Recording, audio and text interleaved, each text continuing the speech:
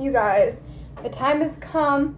I'm gonna share my super secret, super awesome, better than the original carnivore bar recipe. And I promise you guys, my recipe is different than Caleb's, okay? I've been making carnivore bars since I was doing the wine diet. And my recipe's different. I kind of came up with it after watching somewhat. Okay, so Nia's Way, she has a really good ground beef jerky recipe, and it kind of is similar to that. So some things you will need. You don't actually need beef tallow for this one, but it's good to have just in case. Either get 80-20 or 73 ground beef. What is this? This is 73. Yeah, get this one. This one you don't have to buy tallow for. Tallow is expensive. You're going to need some kind of molds. One time I used cupcake molds, but I went and bought bar ones for this, and it comes with 2. If I can, I'll try and link them. Oh, and it came with a little spatula. Okay, but you don't need that. I've actually used a brownie pan before. And then you're going to need a dehydrator, so let me grab that. Okay, so here's the dehydrator I have. It's not fancy. My boyfriend gave it to me, and also this thing is ridiculously hard to clean. And it's got fat over it. But I promise you, I put it in the dishwasher twice, and I tried my best. But I'm going to go ahead and plug this up. So in Caleb's recipe, he uses cooked ground beef. I'm going to be using raw ground beef. Just because. So we're going to open our ground beef, and then I'll show you what we're going to do. Okay, so I normally use parchment paper for this, but we don't have any, so we're going to see what we're doing. So what Nia's does, and if you guys want somebody who's better at explaining stuff than me, I'd go watch her video, and then don't do what I do. Measure it about the same amount. Get 2 sheets.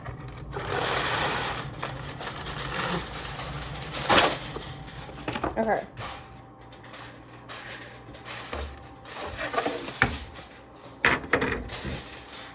Then you're going to take your ground beef. Hold on. Ground beef. Cut it open.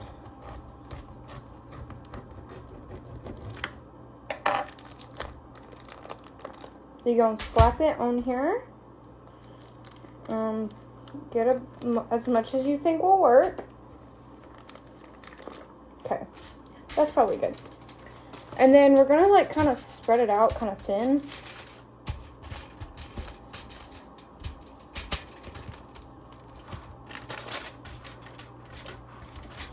All right.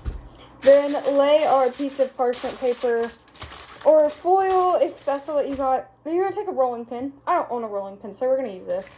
And you're just gonna try and like roll it out as like, as flat as you're gonna get it.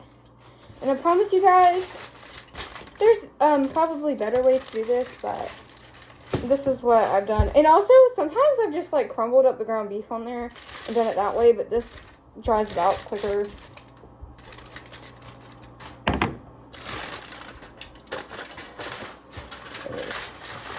Let me finish doing this.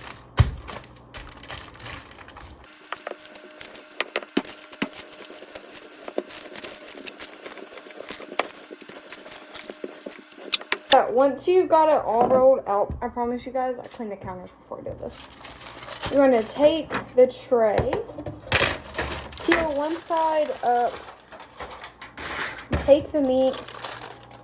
This is the hard part. Flip it down on the tray, kind of pat it on there, and then peel it off.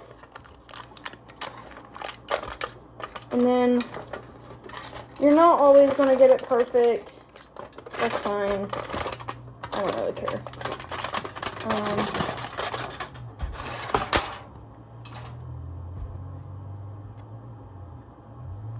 Okay.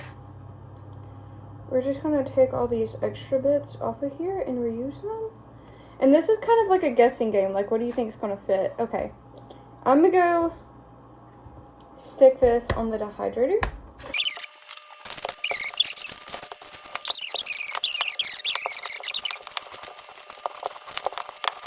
Okay, so everything's in here. It's on pie, and we're just gonna see how long this takes. Some days it just takes overnight, and I've had times where it takes like 2 days, so we'll have to see.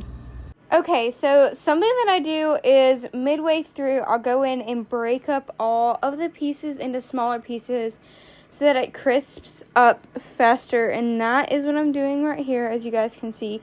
You're going to want them to kind of snap, not how they're breaking right now. So I'll find one that snaps. So all the beef fat collects in the bottom of this dehydrator. So what I'm going to do is take a jar, and then I'm going to pick the dehydrator up and pour all of the fat in there. See, it just is perfect, right? And that's what we're going to use to make our pemmican. I did have to supplement more tallow, but I have done this before where I haven't had to do it, and it still came out fine. I forgot to say this in the beginning of the video, but you will need a food processor or a blender, and what you're going to do is take all of your dried up crunchy beef and throw it in there and blend it up. And here is where I'm getting my old tallow out, and I'm mixing them together, and then I'm popping it in the microwave. I'm gonna add salt and pepper to my ground up beef jerky stuff, and then what I'm gonna do is pour the tallow in there and mix it all up. Then I'm going to pour my tallow and ground up beef jerky mixture into the molds. I put them in the fridge, and then they were delicious. Let me know if you try it in the comments down below. Thank you guys.